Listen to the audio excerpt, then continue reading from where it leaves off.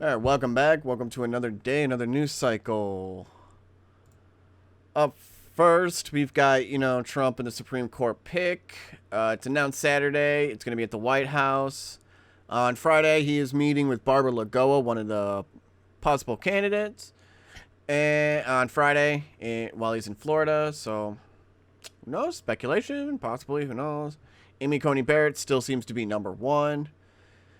So we'll see who he picks on Saturday, it looks like. With Graham, we've got the votes to confirm Justice Ginsburg replacement before the election, and that's what's coming. On Monday, broadcast of the Fox News channel Hannity, Senate Judiciary Committee Chairman Lindsey Graham stated that Senate Republicans have the votes to confirm Justice Ginsburg replacement before the election, and said that the Senate Judiciary Committee will report the nomination so there can be a vote on the floor of the Senate on the nominee prior to the election, and that Republicans will confirm Ginsburg replacement prior to the election. Graham also vowed that the nominee to replace Ginsburg on the Supreme Court will be supported by all the Republicans on the Senate Judiciary Committee. Graham said, "We've got the votes to confirm Justice Ginsburg replacement before the election. We've got to move forward in the committee. We've got to report the nomination out of the committee to the floor of the United States Senate so we can vote before the election. That's the constitutional process. After Kavanaugh, everything changed with me. They're not going to intimidate me, Mitch McConnell, or anybody else. The nominee is going to be supported by every Republican in the Judiciary Committee, and we've got the votes to confirm the judge. The justice on the floor of the Senate before the election, and that's what's coming."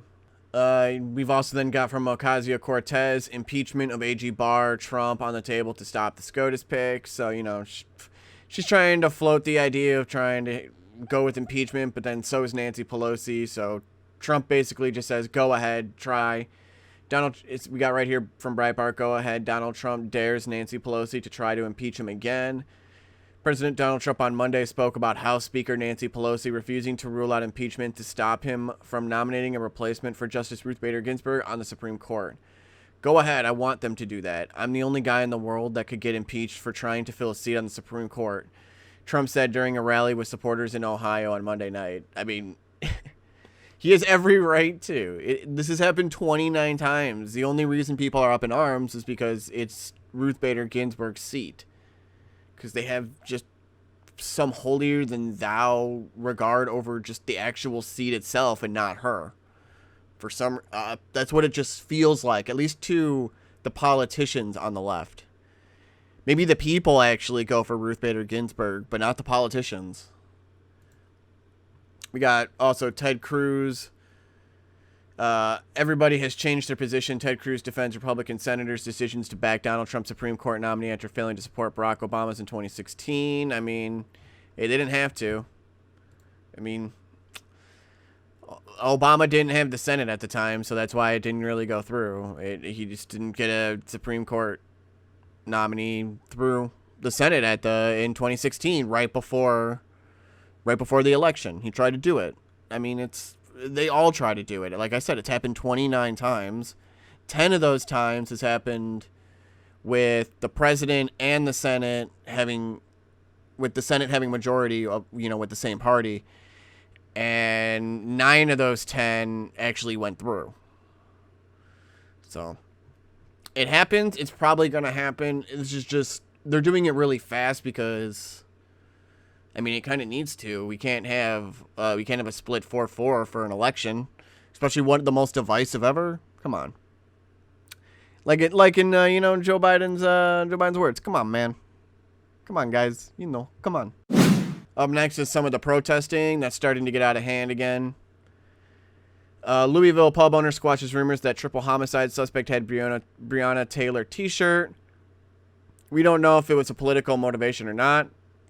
Bungalow Joe's owner, Joe Bishop, says the guy did have, it's like a Muhammad Ali, half of his face, and Colin Kaepernick, half of his face with #freedom.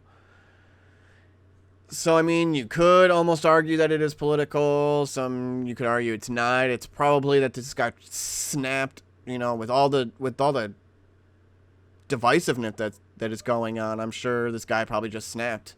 I mean, he was found a half hour later in a ditch, like across the street. I don't think this guy was well, to say the least. We've also then, got CNN's Don Lemon suggests to blow up the entire system. So, Don, this is a pretty harsh threat. You've been starting to make a lot of threats lately, and they're getting more and more radical, so to speak, from, AOC, who wants to radicalize her base. Seems like all these people are now telling their fans to start doing some, I don't know, maybe some violence, but it's... they're not going to get called out for it, that's all I'm going to say. I mean, they'll get called out for it, but they're not going to face any penalties. They're going to be allowed to say it. They're not going to care. Not until we stand up. Not until the people stand up enough. We've also got, because, hey, they're coming into our neighborhoods with this next one. Some protests against police brutality take a more confrontational approach. The protests are moving into white residential neighborhoods where activists demand that people choose a side. Yeah, they're going to people's homes. They're demanding that they come out, like, early in the morning and side with them, march with them, throw up their fists in solidarity. And if they don't, they start banging on your windows, maybe lighting fireworks by your house, and saying they will burn it down. So, yeah. So, Portland, Oregon, Terrence Moses was watching protesters against police brutality march down his quiet residential street one recent evening when some in the group of a few hundred suddenly stopped and started yelling. Mr. Moses was initially not sure what the protesters were upset about, but as he got closer, he saw it. His neighbors had an American flag on display. It went from a peaceful march calling out the names to all of a sudden, bang, how dare you fly the American flag, said Mr. Moses, who is black and runs a nonprofit group in the Portland, Oregon area. They said take it down. They wouldn't leave. They said they're going to come back and burn the house down. Just for having an American flag. That's it. That's it. That's because it goes against what their ideology is. So what is their plan then? Just to burn it down. Burn it down if you do not side with us. If you do not take that down and burn it in front of us and denounce your own views and morals, then we will destroy you. Because that's what happened to this Trump supporter. Trump supporting Barner, who defended his property from BLM rider, has taken his own life. Morality police got to him. He was cleared of all charges, self-defense. It was clear-cut self-defense. I don't need to repeat the story again. I've said it probably 3 times now in the past few days. But we all know it's clear-cut self-defense. And this man is now gone because morality police got the better of him. Morality police got the better of community leaders who gave in and bent the knee and allowed this man to fear for his life. He lost his house. He lost his bar. He lost his entire livelihood. His friends all started going against him. People started going against him. It was only a matter of time. 38-year-old Marine veteran. Probably had PTSD. Took 2 tours in Iraq. It's very sad to hear. Very sad to hear. Jake Gardner. Then we got Louisville police declare state of emergency ahead of Breonna Taylor decision. So Louisville Metro Police Department is currently under a state of emergency according to an internal memo released on Monday. Declared by Chief of Police Robert J. Schroeder, the decision comes in anticipation of an announcement in the Breonna Taylor case. Yeah, I wouldn't be surprised. Wouldn't be surprised. Doesn't even matter what it is. Just because this is brought up, they're probably going to start rioting and protesting. It doesn't matter. They don't care. Any cause that they seem justified, they'll do whatever they want to. The opportunists will loot and destroy. The people willing to take control of those opportunities will and cause more destruction. And then you've just got idiots that just that think they're part of a cause, but really I guess they are part of a cause. They're trying to destroy. And that's pretty much about it. Because that's all it's really coming down to. Because every night is just destruction, fear, and mindless, senseless looting and destruction. Got Black Lives Matter removes language about disrupting the nuclear family from their website. They quietly did it. The official Black Lives Matter website no longer includes language encouraging the disruption of the Western prescribed nuclear family structure. I'm sure they're still going to do it, but just because they take it down doesn't mean, they're not going to do it. So don't put it past them because, they're trying to put it into our schools. Public schools across country promote Black Lives Matter organized protests. Public schools across America have endorsed the Black Lives Matter movement. Black Lives Matter have been linked to 91% of riots across America over 3 months, one study found. Buffalo Public Schools incorporated Black Lives Matter into its elementary school curriculum. Some public schools organized their own Black Lives Matter protests and encouraged students to attend. Yeah, forcing students to not learn, instead go out and rally for a cause they have absolutely no idea about. They're talking about like 7, 8-year-old, 10-year-olds going out and doing this. Like, we want these people teaching our kids because now they're doing it remote learning and then they don't want the parents involved. Public schools across the country have endorsed the Black Lives Matter movement and encourage teachers, students, and parents to do the same, with some schools organizing their own BLM protests, a Daily Caller News Foundation review found. So they're going to your neighborhood and demanding you do this. The teachers that are teaching your students are demanding you do this, indoctrinating your kids to want you to then do this.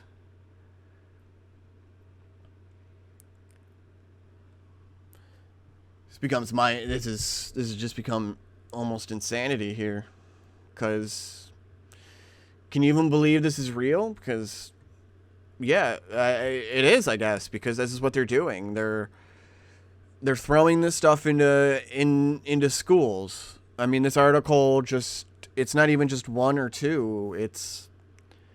It's happening all over the place. Buffalo Public Schools integrated Black Lives Matter guiding principles, which included disrupting the nuclear family, into its curriculum for elementary school students, according to lesson plans obtained and published by Fox News on Friday. Well, now they've removed that from their website, so now that can't be held against them, right? So now it doesn't show up. Milwaukee Public Schools held a Black Lives Matter week of action in February. The listed demands for the week's events included fund counselors, not cops. Please join Miss Seidel and other Buckman families for a kids' march to show support for the memory of George Floyd and Black Lives Matter. Families are encouraged to make signs and meet in front of Buckman at 3 p.m. These are literally teachers using their students to create their own, to make sure their own agenda gets across. This is sickening that they're using children like this. Sabin Elementary School in Portland held a Black Lives Matter protest as well. A picture on the school's website shows a crowd of more than 100 people, mostly children, standing with their fists in the air. Students and adults in the crowd, many of whom are holding Black Lives Matter signs, do not appear following social distancing guidelines in the photo. Is that... I guarantee you that they told these children, just throw up your hands. This is the good thing to do. This is the right thing to do. This is how you do it the right way. This is to be correct. Instead of teaching your kids, they're making sure that they go out and protest with their teacher. I'd rather have my kids learn. We got, from Fox News, Buffalo school system teaching students to question nuclear family as part of BLM integrated curriculum. From Tucker Carlson. Then it came out 4 days ago. And then, Black Lives Matter removes, the nuclear family stuff because, that's pretty harsh. But they're teaching it to your children. And I guess because of protests, the EPA boss rips Cuomo and de Blasio over protests and threatens to relocate New York City office. So, New York is just a mess. Businesses are leaving. They're just leaving constantly. De Blasio and Cuomo have no control. Absolutely none. Alright, now for the miscellaneous news. We got a few things here, and we'll get through them pretty quickly, though. Second judge rules against USPS, says election mail must be prioritized. Well, I mean, they couldn't even do the regular mail when that was the priority. I mean, I have no trust over the United States Postal Service. I haven't had no one's had trust over them for like at least a decade. Otherwise, FedEx and UPS wouldn't be as prominent as they are. So it says the U.S. Postal Service must prioritize election mail and reverse some key policy changes imposed by Postmaster General Louis DeJoy. A federal judge ruled on Monday, saying that managerial failures at the agency undermine the public's faith in mail-in voting. I think there's way more that undermines the public's faith, but yeah, USPS is just it's been a mess for years. It's been almost bankrupt for so long. I mean, because it's people aren't using it. The only thing that comes through are spam, maybe a couple of bills here and there, but it's nothing beneficial. So that's why people had argued years ago why it should even be a thing. Well, I guess only for mail-in voting now. That's the only reason Democrats want it. Now we got from Politico, it affects virtually nobody. Trump downplays virus threat to young people. President Donald Trump claimed Monday at an Ohio campaign rally that the coronavirus poses little threat to young people and affects virtually nobody, as the number of Americans to have died from COVID-19 climbed toward 200,000 in the United States. Well, maybe Trump's being a little bit, boisterous here, but I mean, he is correct. It barely affects young kids at all. I mean, the only reason it'll affect them is if they already have, like, pretty serious conditions. And of the cases, I mean, it's like less than 1% or something of children. Maybe a little bit more than 1%. Okay, it says Americans aged 0 to 17 make up roughly 8.4% of positive COVID-19 cases in the U.S. and roughly 107 Americans ages 0 to 18 have died from the disease, according to the CDC data. 107 of 200,000. That's a very, very low percentage. I mean, it's sad to see that children die. I mean, yes, that's always an issue, but we can't stop everything from happening. That's just impossible. But we just had to try to do what we can.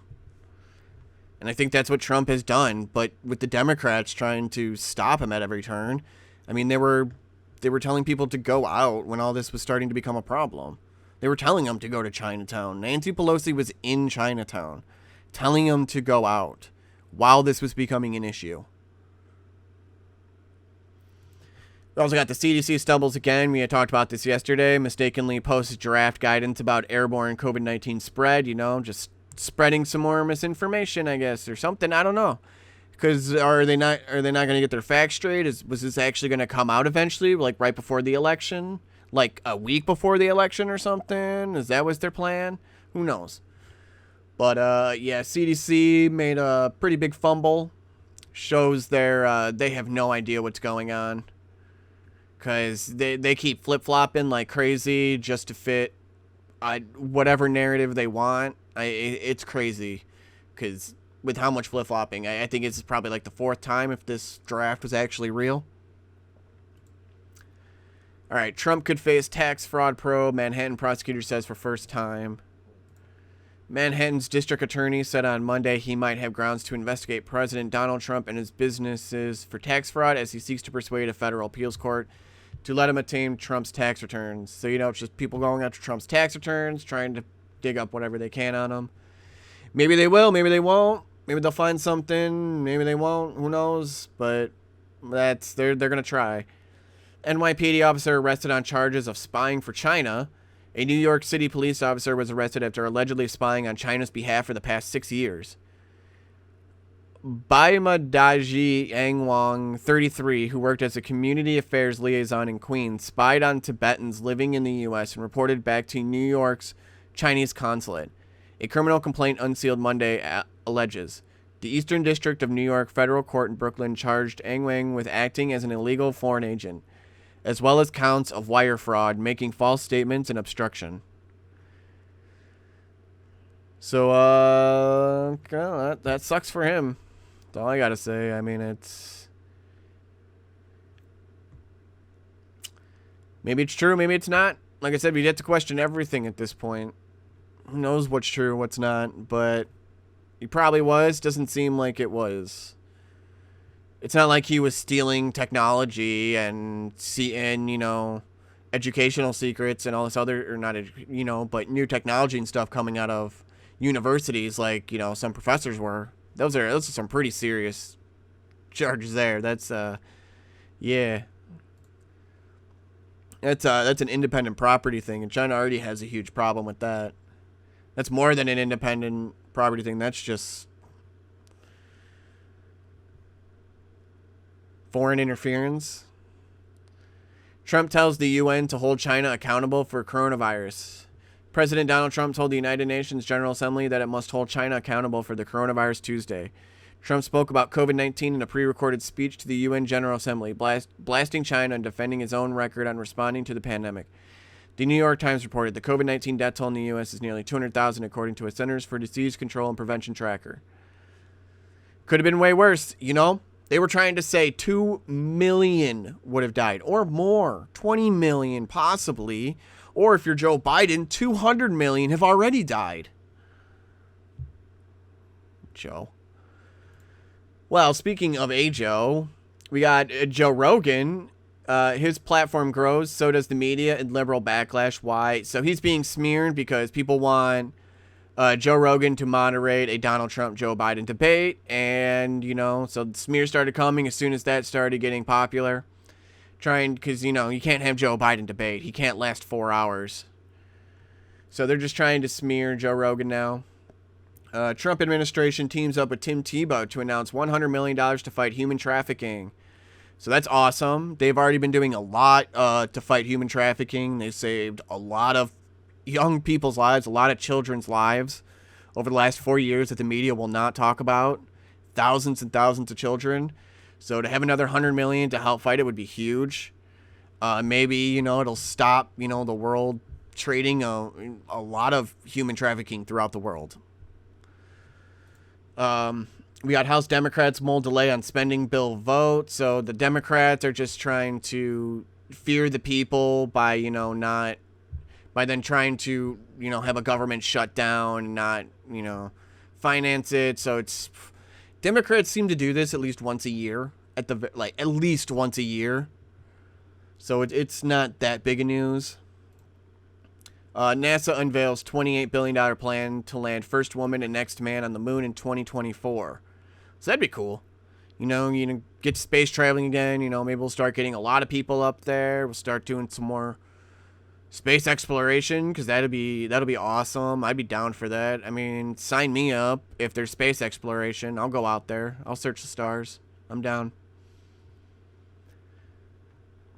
That's it with some of the miscellaneous news. Yeah, that's pretty much it. You guys have a good night. This is New Truth News, signing out.